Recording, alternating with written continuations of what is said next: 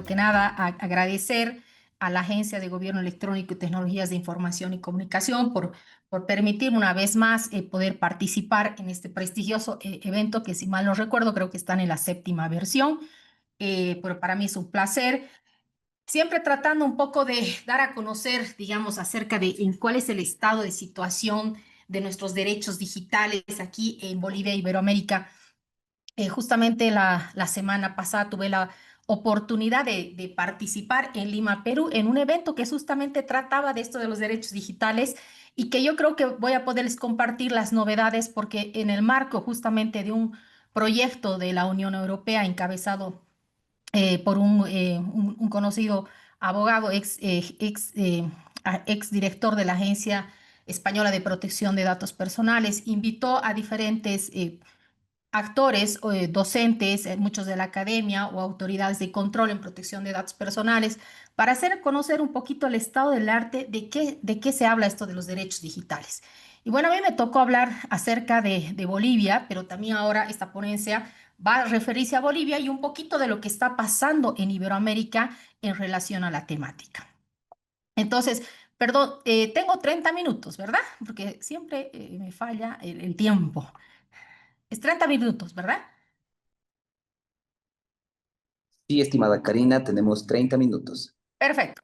Bueno, les voy a establecer primero un enfoque internacional acerca de los derechos digitales, mencionando en general, obviamente, los derechos digitales son derechos humanos clásicos, ¿no?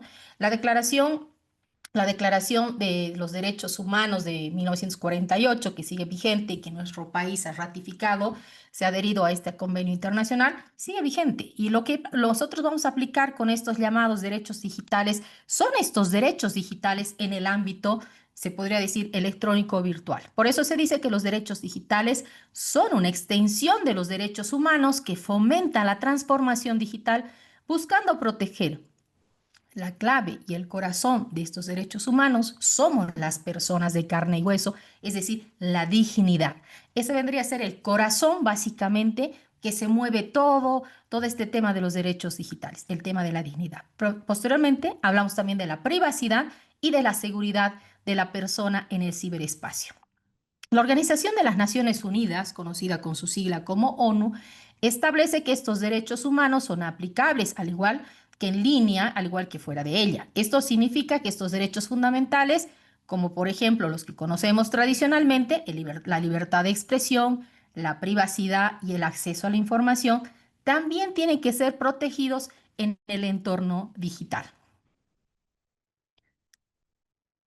Seguimos con este enfoque internacional. Y vamos a hacer una especie de definición, aunque es muy complejo definir los derechos digitales porque son estos derechos humanos en el ámbito digital, pero va a establecer una serie de temas que nosotros hemos venido ya tratando hace muchos años. Si ponemos en contexto de lo que es el derecho informático o el derecho digital, esa nueva denominación, pues estamos hablando de una legislación a partir de los años 90. Entonces, obviamente, en relación a un derecho civil, a un derecho comercial, a un derecho constitucional o tributario, somos un derecho muy joven. Y estos derechos digitales es lo propio, ¿sí? Entonces, ¿qué es la vendría a ser como una especie de definición de los derechos digitales? Protege el derecho a la privacidad digital, a la libertad de expresión en línea, el acceso universal al Internet y sin discriminación, a la protección frente a los riesgos de las tecnologías emergentes. Ahora tenemos las tecnologías disruptivas, entre paréntesis, inteligencia artificial, el tema del blockchain, las criptomonedas, las neuroderechos, entre otros, como la inteligencia artificial o los algoritmos automatizados, dice, ¿no? Enfatiza proteger a los niñas, niños y adolescentes en un entorno digital. Obviamente que estos últimos mencionados vendrían a ser dentro de esta cadena los más vulnerables. Por eso hoy inclusive escuchamos esta denominación de los huérfanos digitales. Por eso tenía que los estados, las políticas públicas, la academia, la sociedad civil, el sector privado, el sector técnico, tiene que trabajar por proteger a este sector vulnerable como son los niñas y adolescentes. Ahora voy a ingresar también a mencionar algunas cartas que son importantes, unas cartas que están relacionadas a Iberoamérica, que justamente es la que se ha aprobado el 25 de marzo del 2023 en San José, en República Dominicana, en una de las cumbres iberoamericanas de los presidentes del Estado, donde hace una mención de qué cosas se consideran derechos digitales. Cuando nosotros hablamos de las cartas de derechos digitales, vamos a ver que normalmente son cartas, como deben ser, de carácter principista. Normalmente no van a tener un carácter vinculante porque no es aprobada con una ley o con un decreto supremo o con una resolución. Son, ¿cómo se dice? Como principios o lineamientos para establecer políticas públicas a través de los gobiernos, ¿sí?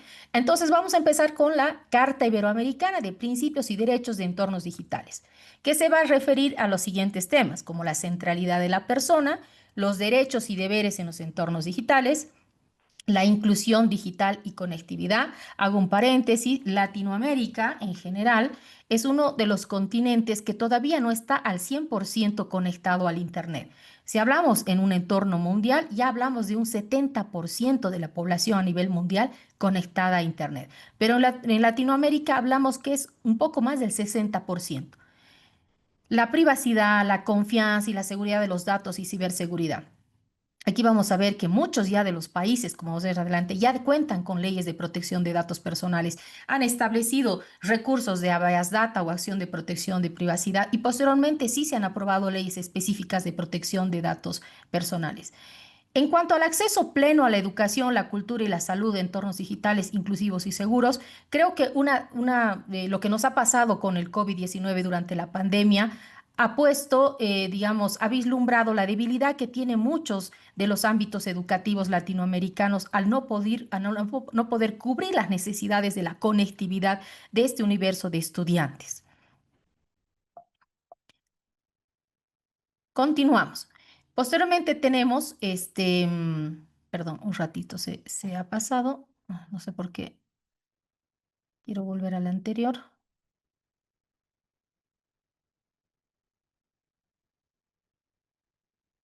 Perfecto, ahora sí. La especial atención en las niñas, niños y adolescentes, que lo habíamos mencionado con anterioridad, la participación social, económica y política en entornos digitales justos y sostenibles. Esto obviamente está relacionado a todo lo que se conoce como la economía digital, el comercio electrónico, y también ha sido impulsado a consecuencia de la pandemia, ¿no? La administración la administración pública digital, lo que se conoce como gobierno electrónico o gobierno digital. Todo lo que los gobiernos han venido trabajando en estos últimos años para implementar justamente un gobierno electrónico o un gobierno en línea. Una economía digital justa, inclusiva y segura, ¿no? Nos referimos también a que en el ámbito judicial se pueda utilizar las tecnologías de información y comunicación. También hemos visto que en los últimos años y posterior a a la pandemia se han realizado audiencias virtuales mediante WhatsApp. Hoy en día casi todas las audiencias se realizan de manera virtual y muy de carácter excepcional, casi las audiencias son de forma presencial. En el ámbito judicial, muchos proyectos, inclusive se están hablando de que están implementando inteligencia artificial en el ámbito judicial. Seguimos con los derechos digitales de la Carta. Tenemos un abordaje de tecnologías emergentes que no renuncia a la centralidad de las personas. Entre las tecnologías emergentes, una palabra que nos está sonando mucho es el tema de la inteligencia artificial. Entonces, se está viendo también que a nivel latinoamericano ya se están estableciendo estrategias nacionales de inteligencia artificial. Como un dato interesante, pero no, tal vez no conocido, Perú ha sido uno de los primeros países a nivel mundial al aprobar una ley de inteligencia artificial. Sin embargo, obviamente un reglamento de inteligencia artificial del ámbito europeo, como es el RIA, es el que ya se está implementando en 27 países de la Unión Europea. Ha entrado en vigencia en la primera fase en febrero de este año, una segunda fase en agosto y en 2026 ya va a entrar plenamente en vigencia. También se habla de la asistencia y cooperación iberoamericana para la transformación digital. Esa es otra palabra que ha aparecido en los últimos años, que ya no, que está relacionado con lo que vendría a ser el gobierno digital o gobierno electrónico, pero la transformación digital va más allá.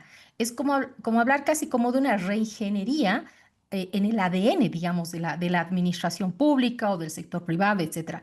Es volver a hacer muchos de los procesos, no solamente es la aplicación de las tecnologías de información y comunicación, ya también hay muchas agendas a nivel regional que hablan de la transformación digital.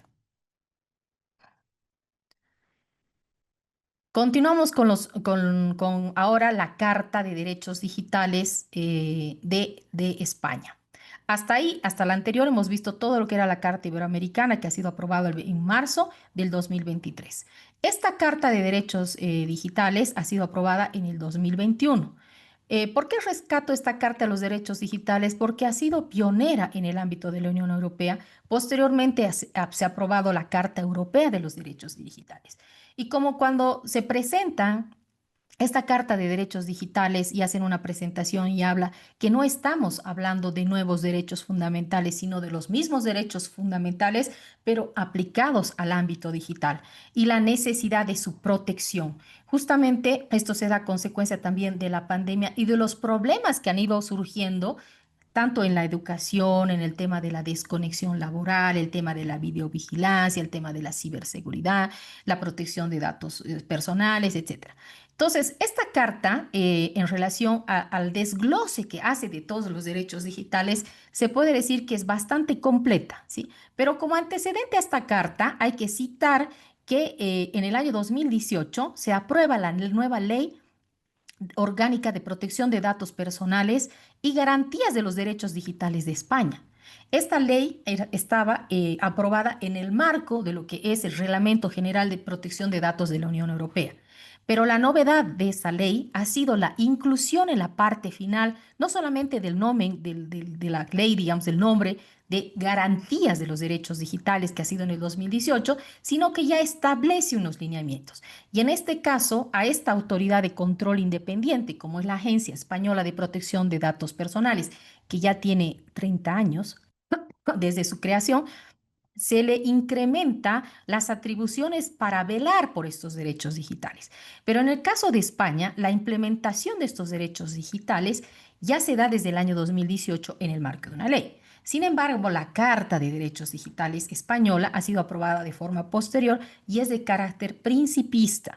Es como recomendaciones para los diversos actores, digamos, en este caso de España, de cómo regular los derechos digitales en los diferentes sectores. Así se habla del derecho a la educación digital, derecho en el ámbito laboral, libertad de expresión y libertad de información, derechos y libertades en el entorno digital. Derecho a la identidad en el entorno digital, derecho al pseudonimato o anonimato, derecho de la persona a no ser localizada y perfilada, derecho de la persona a la accesibilidad universal en el entorno digital, derecho a recibir libremente información veraz, derechos digitales de la ciudadanía en sus relaciones con las administraciones públicas, derecho a la ciberseguridad, derecho a la herencia digital, a la igualdad y a la no discriminación digital. Ay, Dios mío, se me adelanta la presentación. Disculpen un ratito, voy a tratar aquí de volver. Hasta aquí estamos. Derecho de acceso a Internet, derecho a la neutralidad de Internet, derecho a la participación ciudadana por medios digitales, derecho de acceso a datos con fines de archivo de interés público, fines de investigación científica, histórica, fines estadísticos y fines de innovación y desarrollo, derecho a un desarrollo tecnológico y a un entorno digital sostenible. Derecho a la protección de la salud en el entorno digital, libertad de creación y derecho de acceso a la cultura en el entorno digital, derecho a un desarrollo tecnológico y a un entorno digital sostenible, derechos digitales en el empleo de las neurotecnologías y finalmente garantía de los derechos en los entornos digitales. Como vemos, este desglose, ¿no? Es un desglose de todos los derechos digitales que menciona esta Carta de Derechos Digitales. En esa ocasión, en España se ha convocado a un grupo de personalidades, obviamente del ámbito jurídico, pero con diferentes perfiles, como derecho tecnológico o derecho constitucional, administrativo, para que trabajen en esta Carta de Derechos Digitales, que como les decía, que son una carta con básicamente principista en relación a estos derechos digitales.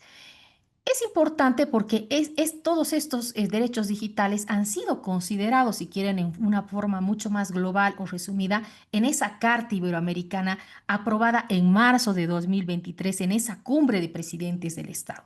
Comentarles que el presidente Arce ha participado en esa cumbre en Santo Domingo en marzo de 2023 ya suscrito. Y volvemos a decir, esta Carta Iberoamericana no es de carácter vinculante. Son como unas directrices para decir, bueno, estados iberoamericanos que se han reunido alrededor de 22 en esa ocasión, estos son los principios, o vendría a ser de las Cartas de Derechos Digitales Iberoamericana.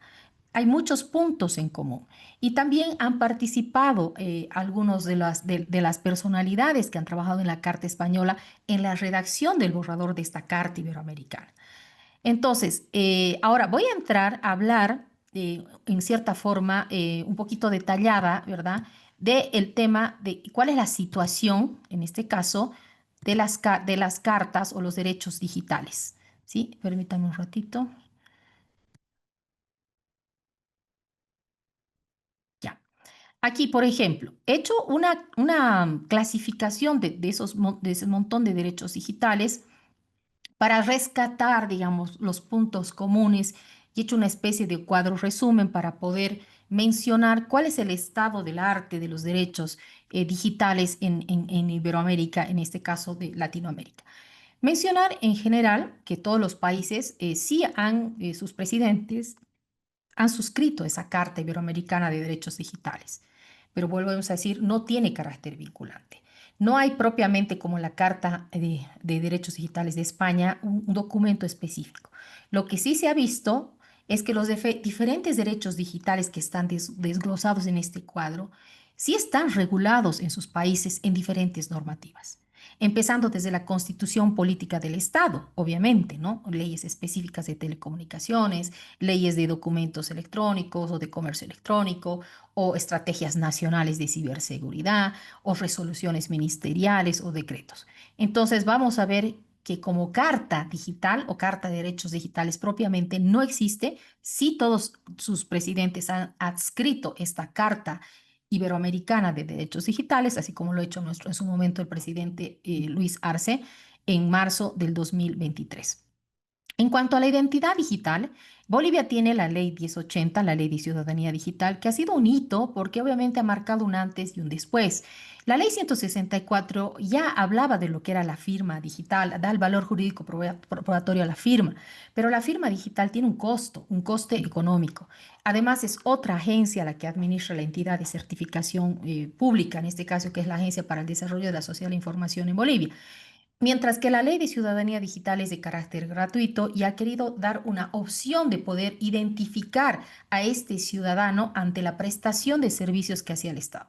Entonces, ha sido una ley importante que se ha aprobado la ley de 1080, que al igual que la ley 164 tiene un valor jurídico probatorio, al igual que la firma digital, ¿sí? Luego, en cuanto a la neutralidad de la red, es decir, utilizar este Internet sin ningún tipo de restricción, que es uno de los ejes principales para justamente el tema del acceso al Internet, ¿no? Está establecido también en la ley 164. La ley 164 tiene dos decretos reglamentarios, uno relacionado a telecomunicaciones y otro a tecnologías de información y comunicación. Asimismo, en cuanto al acceso universal de Internet, la Constitución Política del Estado habla que tenemos, así como tenemos derecho de acceso a la luz, al alcantarillado, etcétera, a la salud, a la educación, tenemos derecho al acceso al Internet o en este caso a las telecomunicaciones, ¿ya? Y el artículo 103 también establece la promoción, si quieren, para cerrar esta brecha digital, la implementación de las tecnologías de información y comunicación en todos los ámbitos, en el gobierno, la educación, en la salud, etcétera. En cuanto a la seguridad digital, lo propio. Tenemos la ley 164, que obviamente menciona brevemente temas de seguridad, pero más lo hacen los decretos reglamentarios, el 1793 o el decreto de creación de la AGETI, que es la Agencia de Gobierno Electrónico y Tecnologías de Información y Comunicación, que establece que es el ente rector de la seguridad digital. Y se convierte también en el CSIRT, ¿no? Para la resolución de incidentes de la administración pública. En cuanto a la educación digital, pues nosotros no tenemos una ley específica. Sí han habido decretos que han promovido el tema de las clases virtuales, pero para nuestra realidad, para la época de la pandemia, es de conocimiento de ustedes que se cierra el año, justamente no se pasan clases hasta fin de año. Bolivia se constituye a nivel latinoamericano o casi mundial en el segundo país que menos clases ha pasado durante la pandemia, porque no ha tenido la capacidad, en este caso, de que los estudiantes de colegio, ¿no? puedan tener un dispositivo disponible en sus hogares y conexión a Internet. En Karina, cuanto, sí, perdón. disculpa, 5 minutos para concluir, por favor. Ya, perfecto. Bueno, en Costa Rica, lo propio, compañeros. O sea, sí tiene una ley de certificados de firmas y comercio electrónico, una ley de general de telecomunicaciones que habla de la neutralidad, el acceso de Internet también está establecido en la ley de telecomunicaciones y en una sentencia. La seguridad digital moderniza su código penal en el año 2012, donde actualiza los delitos informáticos. Ecuador, lo propio en identidad digital. Lo menciona la Ley de Comercio Electrónico, la Ley Orgánica de Gestión de Identidad y de Datos Civiles, la Ley Orgánica de Telecomunicaciones habla sobre el acceso, la seguridad digital en su Ley de Transformación Digital y en el ámbito educativo tenemos la Ley Orgánica de Educación Cultural y Transformación Digital y Audiovisual. México, lo mismo, identidad digital establecido en la Constitución Política. Perú tiene el DNI electrónico y un modelo de identidad digital. En cuanto a la neutralidad de la red, México lo establece en la Constitución y en la Ley de Telecomunicaciones. Perú lo hace en la Ley de Promoción de Banda Ancha y en su Reglamento de Neutralidad de la Red. En cuanto al acceso universal, en la Constitución Política del Estado y en la Ley de Telecomunicaciones México. Y Perú en un decreto de urgencia de interés nacional que promueve la banda ancha. Y lo mismo en la Ley de Promoción de Banda Ancha del año 2012. En cuanto a la seguridad digital, México no tiene una ley específica de ciberseguridad en este momento, pero sí tiene unos lineamientos aprobados en el Diario Oficial Federal en el año 2025. Sí tiene la Ley Olimpia, donde regula la ley de violencia digital. También en el Perú tenemos la Ley de Delitos Informáticos, que ha sido actualizada en el 2013. Tiene un decreto supremo de definición de seguridad digital en el 2018. Un decreto de urgencia de creación del Centro Nacional de Seguridad Digital. En cuanto a la educación digital, pues México no menciona nada al respecto, pero sí Perú tiene una ley general de educación donde incorpora ya el uso de las tecnologías de información y comunicación, una resolución ministerial del 2020 donde aprendo en casa, justamente en la época de la pandemia, una política nacional de transformación digital al 2030. En cuanto a los otros derechos digitales, a protección de los menores de Internet, Bolivia y Costa Rica no mencionan nada. En cuanto a la desconexión digital, que se refiere al ámbito laboral, Bolivia cuenta con la resolución ministerial de 2021, que se le reconoce ese derecho a los trabajadores, excepto que los que sean de confianza, que no pueden estar desconectados.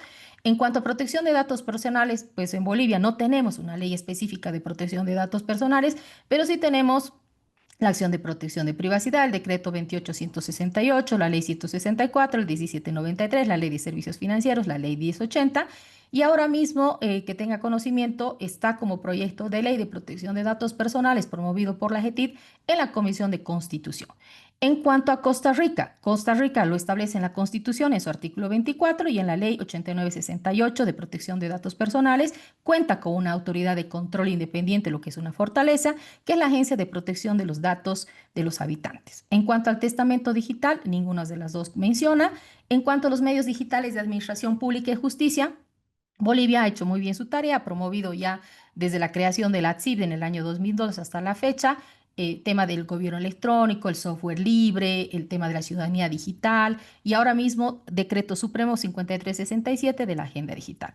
Costa Rica establece temas relacionados para la administración pública de manera general en su ley de certificados y firmas y digitales de documentos. En cuanto a Ecuador y México, en protección de menores al Internet, Ecuador no menciona nada. En cuanto a México, tampoco menciona al respecto de protección de menores al Internet. En cuanto a la desconexión digital, efectivamente Ecuador tiene la ley para erradicar el acoso laboral, en la cual menciona la desconexión digital. México establece de manera muy general en la Ley General de Telecomunicaciones normas de protección al consumidor. En protección de datos personales, pues Ecuador también establece en su constitución, tiene una ley orgánica de protección de datos personales. Su fortaleza es que cuenta con una superintendencia de datos personales. México ha sido líder hasta hace muy poquito porque tenía 33 autoridades de control, 32 a nivel estatal y una a nivel nacional que era el INAI, pero con las reformas constitucionales pues se han cerrado las 33. Ha sido un retroceso, obviamente, en el mundo de la protección de datos personales, pero cuenta con tres leyes de protección de datos de personales, una del sector privado, otra del sector público y la Ley Federal de Transparencia y Acceso a la Información. Testamento digital, ninguna de los dos mencionan. Y finalmente, en cuanto a los medios digitales de administración pública y la justicia, pues en Ecuador sí se refiere de manera genérica en la Ley de Comercio Electrónico, firmas y mensajes de datos. Y en el caso de México se crea con el nuevo gobierno la Agencia de Transformación Digital, donde se incluye por un lado el tema de la transparencia y por el otro lado el tema de la protección de datos personales. Y esa sería la presentación.